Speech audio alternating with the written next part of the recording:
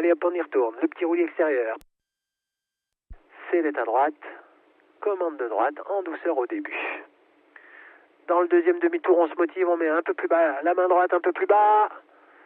Et on provoque la sortie. Allez, contre, paf, on arrête de tourner tout de suite.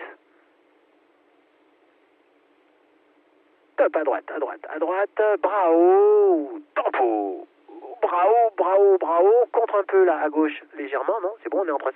On va faire un droite, bras haut. Tempo, bras haut. Ouais, attention, la tempo, tu me l'as fait quand elle est derrière, tu la relâches. Cette semaine, notre pilote travaille le 360 avec sortie en chandelle et temporisation de la bâtée. La chandelle est assez réussie, même si la compensation est un petit peu faible. La voile se retrouve légèrement à gauche. Il va donc y avoir une abattée avec un petit roulis vers la droite. Il faut désormais contrôler cette abattée. Le bon timing pour débuter le freinage aurait dû être lorsque la voile arrive à la verticale du pilote.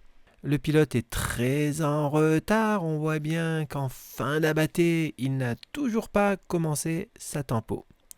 Lorsque le pilote commence enfin sa tempo, il est vraiment très très tard et en plus la tempo du pilote est vraiment très timide et largement insuffisante.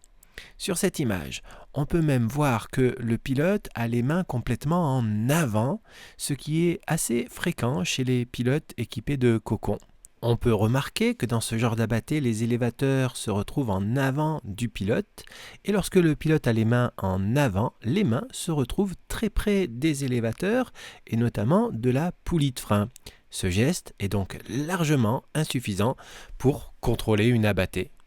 Le pilote aurait dû mettre les mains en arrière pour obtenir un bon débattement à la commande et éviter la fermeture. Du coup, la voile ferme massivement, le pilote est en déséquilibre en plongeon vers l'avant.